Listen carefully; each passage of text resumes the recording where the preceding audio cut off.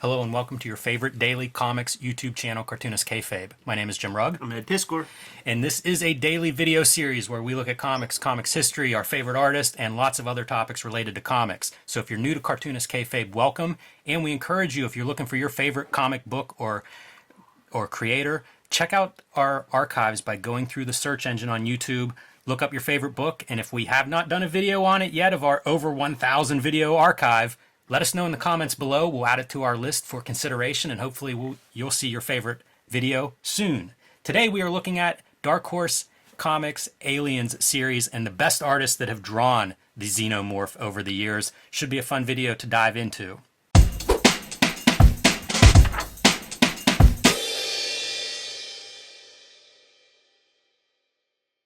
All right, everybody, before we dive into this Aliens video, I want to remind you that you can see us at Baltimore Comic-Con September 8th, 9th, and 10th. I also want to let everybody know that we have a Cartoonist Kayfabe Patreon, where we show our videos to our patrons ahead of time, which will allow you to get ahead of the Kayfabe effect, which means if you see a book on our channel that you want to add to your collection, they tend to disappear quickly or go up in price. So if you're a Patreon, you get first dibs at those books. You also, at the King Kayfaber level, get to sit in on our recording sessions, which has become a lot of fun. And one of my favorite parts of Cartoonist Kayfabe is the back and forth as we record these videos. So check out our Patreon, see what level works for you. And now, Ed, let us begin.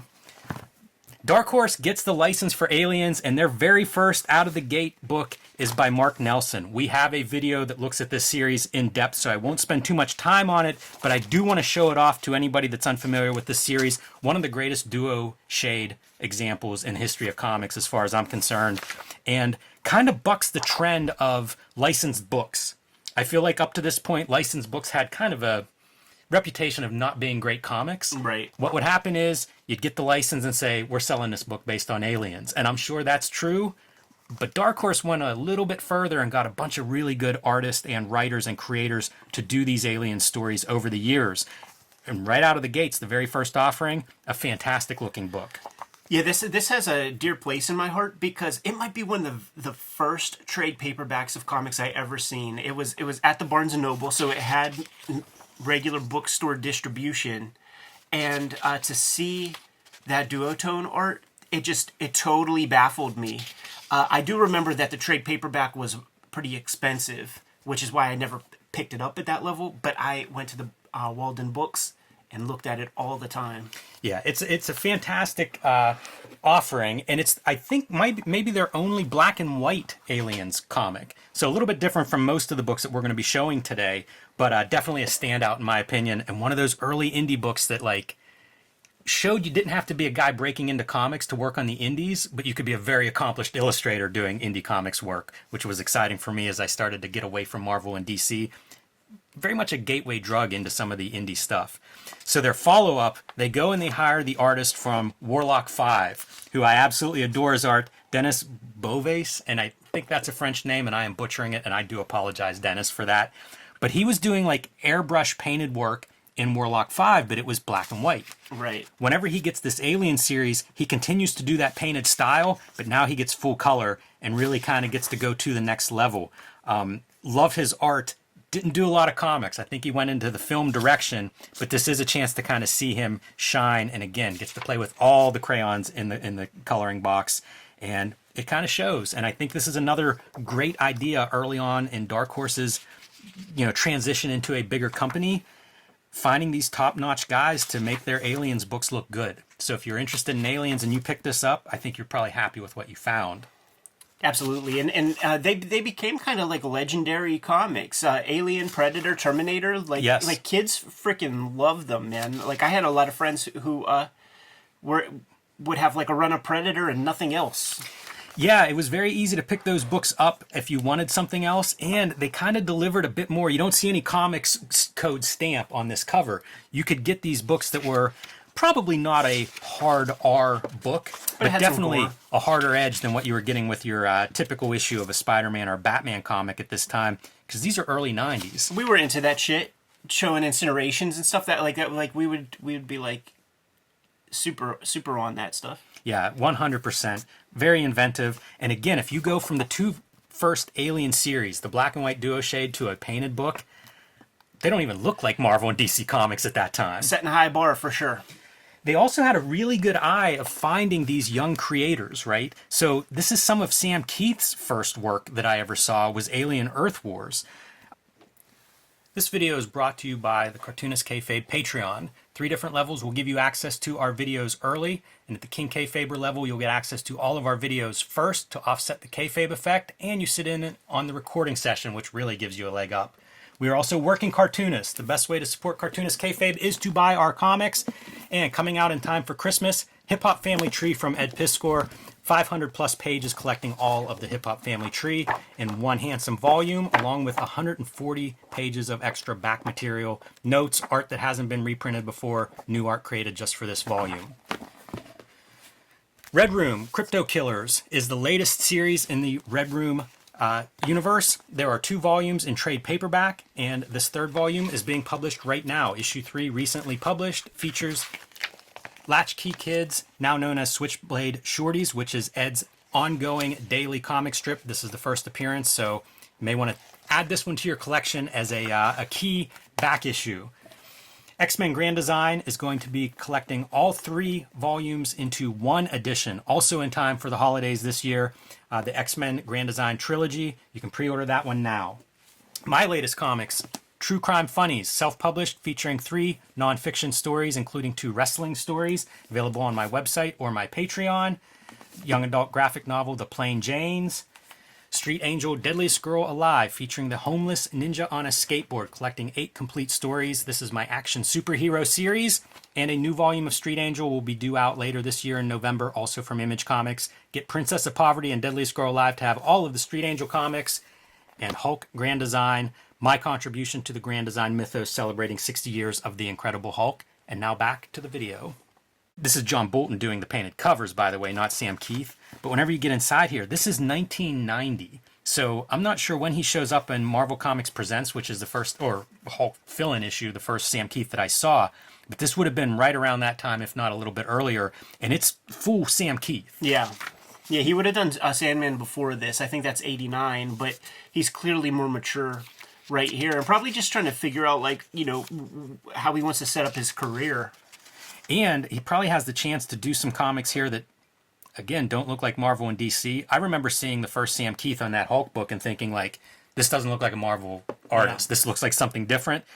He gets to go do Aliens and gets to lean into that something different. You see a lot of influences in Sam Keith that are outside of the house styles of Marvel and DC, but on a book like Aliens, man, you can put all of that to use. The horror influence in his work fits perfectly with this, and I think he shines on this comic. In this one, pointillism. Yeah, he uses this one Clint Eastwood image that I've seen maybe 6 other dudes use. I see Mark Texiera use it. I think Derek Robertson. One? No, it's not. Okay. I would like to find it if. Yeah, I'll flip through this because I do think this is top notch Sam Keith, and what these guys have to do is nail the xenomorph. Right. And you see it again and again, and it really just drives home how great that original design was. But not an easy one to draw. Like, I bet you if you got tasked with doing an Aliens book, first you say yes, and then you spend some time trying to figure out how do you actually do that alien design. And I would love this. Like, this was one of my favorite character designs in here. Just all of the rendering, you know, super muscular dude with the giant gun, but also the bald. It's Hulk Hogan. Right. You know, like 100% that's a Hulk Hogan. You know what's fucked up? You just got 3 issues? I do, yeah. Okay, it's in the 4th issue. It can go no other way. I didn't realize this was that early, though, 1990. And, man, those Bolton covers. Really classic stuff. Absolutely, man. I mean, he's pulling directly from Giger. Yes. But able to bring, like, the Boltonisms to it, because you never see Giger, like, do humanoids or anything. How exciting is this, too, if you're, you know, kind of into comics, but really into sci-fi and horror, and you walk into the comic book store, and this is what you see. Like, a smart move on Dark Horse's part, because they're delivering what you're promising on this cover, but again, it doesn't look like anything else. And if you're a new company, I know there's a lot of wrestling talk where it's like, you can be less than WWF, you can be more than, or you can be different than. And different than is the thing to do because you're not going to beat them at their game. Right. And I feel like these Aliens and what they did with the license for Aliens really was an attempt to be different than the Marvel DC kind of machine. which, again, it's what you should do. All the people that decide they're going to do their superhero universes, how are you going to beat this company that's got 30, 40, 50 years of that under their belt? Totally. All right, so here we go. Alien Hives, 1992, and art by Kelly Jones coming on board. Once again, man, maybe found the perfect guy for this. I love it. I just love this. It starts to become more identifiable what you need in an artist, and you need an artist who is not afraid to use black. It's very important. Yeah, we've looked at some Kelly Jones stuff in videos in the past, an artist edition where it really shows off his ability to spot blacks and play with shadows. But man, you're seeing it here. You know what's funny is you could look at it, you could tell that the unfortunate thing with a lot of these comics, kind of like some of their downfalls, is that they take the exact stuff from the movie and they jiggle it just a little bit. They change one piece, so you get a lot of like, you know, playing the hits, but like with one little difference here or there. So it's like, I just saw that Ripley looking chick. I just saw that we're on like, you know, a space mechanic kind of thing. All that same stuff. It's like, is there no bigger universe? But obviously that would require you to invent stuff for them that you don't get to own. Yeah, and honestly, I don't know that it's too... If you're trying to sell this to people, and maybe people that aren't your typical comics readers, you probably don't want to stray too far either. Yeah. Like personally, it got real boring because I got like the first three. Like I do have Hives, but I never read it.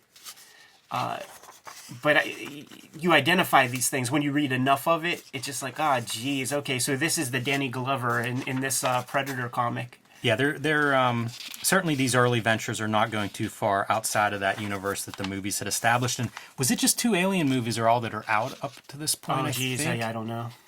Yeah, I think it's just Alien and Aliens. The Winona Ryder gimmick. Yeah, I'm not sure when that comes out. Mid-90s, maybe? But boy, I think Kelly Jones is a fit for this. Absolutely. And there may have been toys. I know that like in the 70s, that alien figure, like all my bros who are like 10 years older than me coveted their like Evel Knievel figure and like the Xenomorph. Yeah, it always surprised me whenever I would hear of the alien toys. Because it's like... Is that before your time? I never had any. I mean, I didn't even get into Alien until, you know, like probably after Aliens had come out. So... No alien toys for me back in the day. But I don't even know how you could have an alien toy. Like, it just seems like, what part of this is a kid-friendly, you know... the toy collector market makes sense. But, man, these things would have been just bizarre. Almost looks like the Sam Keith is. Yeah, for sure, man. Ridley Scott just recently revealed that there was a teaser trailer for the first Alien. And great covers by Kelly Jones on these. The camera comes down... and you see the ovum of an alien on this terrestrial surface. It's literally a chicken egg sitting on top of a brownie, and it's just lit in an interesting way as the camera pans down. But like the terrestrial is a chocolate brownie, and it's really bizarre. It's a chicken egg. How inventive are people whenever they're working with those kinds of materials? Yeah, you know, like in the pre-CG days, like coming up with that kind of stuff, really. Is this John Byrne? This is John Byrne. This is 1992, at least the cover art, probably 1993 release.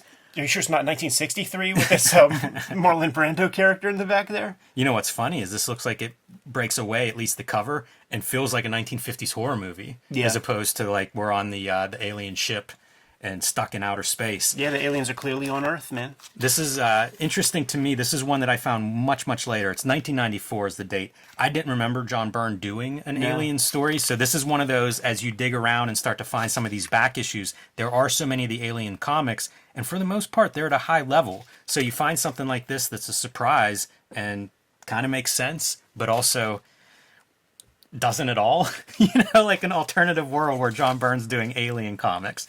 The funny part is this almost looks like something now that you could imagine Marvel doing, you know, with like a Marvel artist now that they have their license. And I realize Marvel comics look different now than they did then, but it's still like John Byrne is such a guy I associate as like that Marvel type artist. Yeah, it's that period too where he's doing his own lettering with his kind of Walt Kelly style, the paste up computer stuff. and was doing a lot. This is probably nearing the end of his Dark Horse time. I'm trying to think of when he goes back to like Wonder Woman at DC, maybe 95, 96, something like that. Yeah. 97 even. He definitely has that same style where he's using, Sharpie brushes, like. But he was doing thick ass. like all Dark Horse work, there for a couple of years. Man, it's such ugly textures, man. This looks like white on top of stuff. Yeah. Putting white on that. Putting white on a lot of this looks like white media. He's fast, man. He is fast. And sometimes that's not a virtue, really. Right. But it does get you off the spaceship, so a little bit of a different chance here. But also early computer coloring applied to him, and strange in some of these textures, like how much value range you're getting on like a jacket, like a leather jacket that's going all the way from white to black. Or that kind of stuff. I know that Dark Horse had their own color department, but the color is not too different than what those Wonder Womans would be. I actually had a subscription to that. Like all my issues of Wonder Woman have the crease down the middle, getting stuffed in my mailbox. So there you go, to give you context, is where he's at in John Byrne's Next Men. That's pretty much towards the end, huh? It's getting there. I saw him in 95 at Mid-Ohio Con. 94 maybe. You know what? This is just about the end, because I think I was talking to him about the last issue, I think was delayed, and he's like, I turned it in on time. Don't blame me for it being late. But it would have been near the end of that Next Men run. So also probably near the end of the John Byrne Dark Horse run.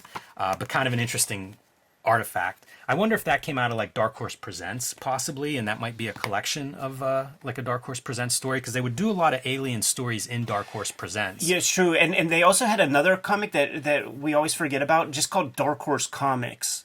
Yes. And Dark Horse Comics was like all licensed stuff. And it was color. It was the color anthology for them. Yeah, it would be like a 10-page Predator, a 10-page Terminator. Yeah, it wouldn't surprise me if it came out of one of those, because Yeah. there's a one-shot that's almost a way to take 2 bites of the apple. And I don't think Dark Horse Comics lasted very long. No. It comes up, it's a speculator, when the bubble's big, and then it kind of goes away whenever it bursts within a couple years. So Alien Salvation, written by Dave Gibbons, penciled Mike Mignola, inked Kevin Nolan, an all-star team, and we do have an in-depth video on this one, but I mean, you can see from the cover, amazing stuff here. Great comic. The first time I read it was for this channel, and I was so happy. Clem Robbins on lettering and Matt Hollingsworth. That's the cleanup hitters on Preacher. Yeah. Like I say, we have an in-depth video on this.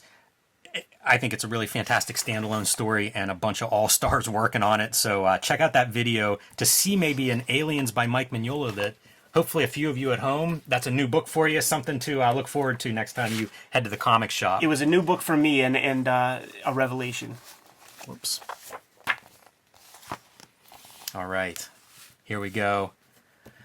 Richard Corbin. A new revelation. I don't know this comic. Oh, awesome.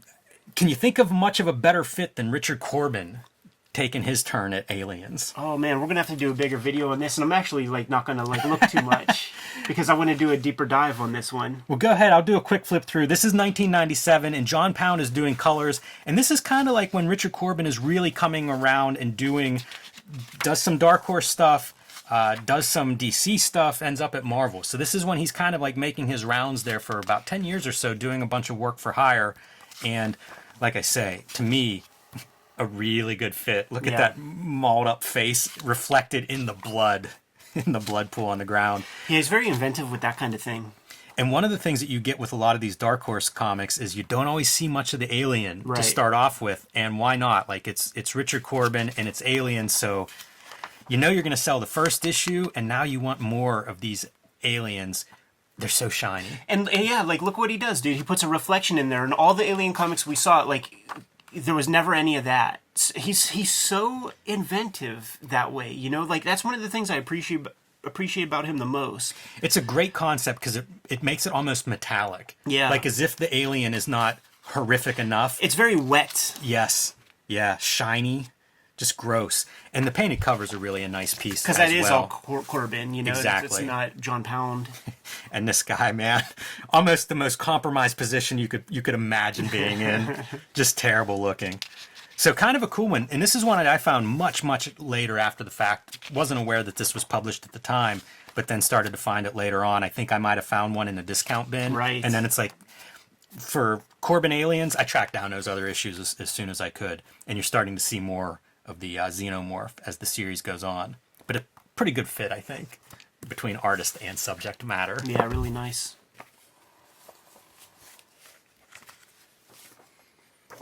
Here's one, Doug Monk, who did a lot of stuff at Dark Horse, such as Mask is probably the big thing that he's known for. I always liked his work. Yeah, super strong. And I thought, like, what a great version of Alien right from the get-go. An alien queen, kind of restrained, hopefully restrained, but that's your opening setup with him. And I don't know whether the Alien books, how they sold, if this was a reward, you know, for a loyal artist, that you get to do an Alien book and get whatever comes your way in terms of royalties.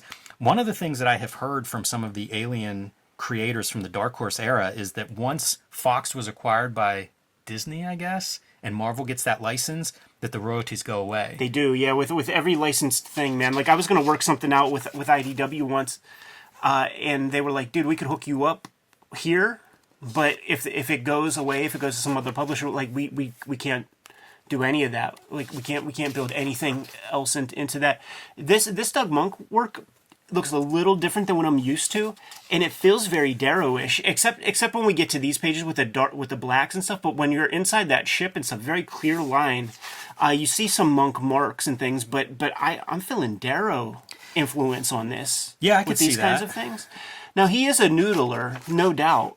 Yeah, I like his work, and at some point we're probably going to have to look at some of the Mask stuff, because I think some of that's... I have quite a bit. It's spotty what I have, you know, issue here, issue there, but I have enough of them that we could look at a pretty big sample, and I have the Lobo Mask crossover, which, you know, pretty important to me, and that's Doug Monk. I would definitely look at those. I think they're really fun comics and showcase his artwork really well. So here's one, another one I just recently picked up. This is Alien Survival, 1998, and our artist, Guy Davis, which again seems like a very, very good fit. You can imagine he was doing, I don't know when he starts BPRD, but I feel like you see him do some creatures in BPRD, and you go, yeah, come on over, man. When you got a break in the schedule, we got an Alien script with your name on it, because his style just fits this kind of stuff. You know, I think Guillermo basically hired him to be a monster designer. Yeah. Yeah, no, he's so strong, man. He's such a good cartoonist. It's so hairy. Yeah, it works really good for any kind of monster, sci-fi, horror kind of stuff.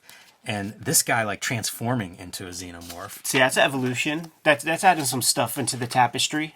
So, pretty interesting stuff if you're a Guy Davis fan out there. I mean, I certainly am. Does he not do the covers? No, I don't know who that is. Yeah, it's just such a weird, dark style. I almost thought it was Gibbons. Tony Harris on the covers. Okay. So, probably Starman or Ex Machina. I'm trying to think of where he's at that point. Yeah. Somewhere around that time period. But man, the marks are so different than all the other aliens that I feel like we've shown so far. Usually they're drawn very tight. Yeah. And Guy Davis, much less so. Yeah. Again, I think it lends itself to both a horror comic, but also the idea, like, whenever you have these scenes that are overrun with the aliens, you really get that chaotic feeling with his artwork. Right. So kind of a pretty cool, another all-star artist added to that Aliens portfolio as far as I'm concerned. Good color built in there too. Yeah, it's a good one. All right, man. The last ones that I have here to offer are the James Stokoe doing Aliens Dead Orbit. Relatively recent in terms of... I had it on my pull list, 2017. Man. It's actually newer than I thought. I was thinking it was a little bit earlier than that. But you see, story, art, and lettering, that includes color. Yes. And there's a James, is it Stokoe? He does have a palette. And yes. the palette has a lot of purples, pinks, and blues. And still doing cartoony, you know, being able to do cartoonish expressions despite being able to do this kind of like technical, loaded crowd scenes. He's one of those revelatory cartoonists. You know, when he did Orkstain came out of thin air and hit me like a ton of freaking bricks, because it's one of those rare creators that shows up a bad motherfucker. Yeah. You know what I mean? Like, and he came from, I guess, nowhere, you know? Like, when Jeff Darrow shows up with Bourbon Thread, at least he had a couple of years of Hanna-Barbera and stuff like that. Not saying that would inflect upon the style, but the guy was a pro for a while. Like, James just came out of nowhere, so, like, anytime he has some new stuff out, it's on my list, and I scoop it all up. I think there are 4 issues of this. Yeah. That's a great spread. You get that full page splash of an alien and a chest burster across two pages there. It's a pretty fun way to end it. He evangelized me on the Micron, like using that as an inking implement, which I've been employing to good health fairly lately. I think the first time we've seen like the chest burster coming out and interacting. That's Yeah, pretty good. it's Pretty a- good wrinkle in this It's a love scene. comics universe. Yeah, so very fun stuff there, and probably one of the last Aliens Dark Horse, yeah. Dark Horse series, I would bet, judging from 2017. I can't remember whenever that Fox goes to Disney, but it's, I mean, we're getting close to that time period for sure. Yeah, look at that bibliography of all these damn books. Right, that's the other thing. It's fun to look at this stuff because if you guys at home see something that really speaks to you, you can track down Aliens comics. They exist in good enough numbers that if you want one of these series, you can definitely find it out there. And that concludes my Aliens collection in terms of great Aliens artists. I know there's a few that I forgot, so that's something I invite our audience to fill in those comments with some of your favorite Aliens artists, because I think there's a few more out there. Drink every time you see the name Walt Simonson in the comment section. And again, I'm going to rely on the Dark Horse Comics publication to get out of that one. Fair enough, man. Good to go? Yes. Kayfabers, like, follow, subscribe to the YouTube channel, hit the bell so that we can notify you when new videos are available. We put up videos on the daily, and we've covered numerous Alien comics in the past, but more than 1,000 videos exist, and we might have talked about your favorite comics. So hit the little magnifying glass on the front page of the Cartoonist Kayfabe YouTube channel. Give it a search and see if we talked about your stuff. If not, please let us know in the comments which comics you want us to push to the top of our reading piles. We have a Patreon. At the Patreon, there are 3 levels of participation, and if you become a king, a Kayfaber, get access to an exclusive live stream recording session. You get all the videos before anybody else. That mitigates the kayfabe effect. But ultimately, the videos are brought to you by the books that we make. So, Jimmy, let the people know what you have. Almost fell out of the chair. I saw that, man. I saw that. I wasn't going to sell it, just assuming that you knew what you were doing. All right, my next release is Street Angel Princess of Poverty. This will be out in November from Image Comics. You can start pre-ordering this one already, and it collects all of the Street Angel comics that are not in Street Angel Deadliest Girl Alive. So get Princess of Poverty and Deadliest Girl Alive, and you'll have the complete Street Angel set, at least up to this point. You can also find The Plain Janes, my young adult graphic novel. I like to say it's perfect for gift giving for our audience. Hulk Grand Design, one of the best looking books I think I've ever made.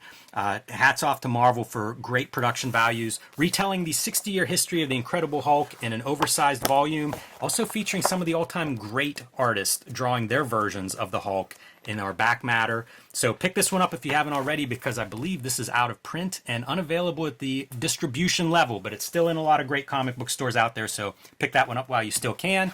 And my latest self-published book, True Crime Funnies, available as a PDF on my website or as a free read on my Patreon, and I will be reprinting this in time for Baltimore Comic-Con, where we'll be at the beginning of September. After that, probably be available in hard copy again on my website. Christmas is just a couple months away as of this recording, and the Hip Hop Family Tree Omnibus is going to be a great gift this holiday season. It's a 10-year anniversary of my comic. It's a 50th anniversary of hip-hop culture, so we had to do it up fresh for 2023. We're collecting all of the material in the first 4 volumes of Hip Hop Family Tree, but we have about 150 pages of additionals in the back that are not in that first volume. So make sure you scoop this thing up. It is the ultimate statement on Hip Hop Family Tree, and it's the best book I ever made. But it's not going to be the only holiday book that I have coming out for the 2023 season. X-Men Grand Design Trilogy trade paperback is coming out. There's a volume or 2 of my X-Men Grand Design comics that is out of print. So the best way to get all those comics in one clip will be the trade paperback of X-Men Grand Design that will be coming out in November. I have 2 trade paperbacks of Red Room out as we speak. And right now I'm working on Crypto Killers, the final Red Room book.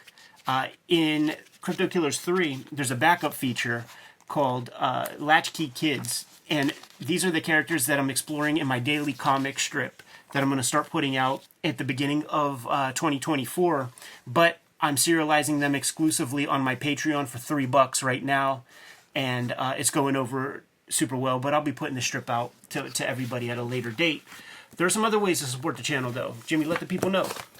You can subscribe to the Cartoonist Kayfabe e-newsletter at the links below this video. You can also find Cartoonist Kayfabe t-shirts, merchandise, hats, mugs, fanny packs, stickers, and more at our spread shop. That link is also under this video. All great ways to support the Cartoonist Kayfabe channel. Given those marching orders, Jimmy, and we'll be on our way. Read more comics.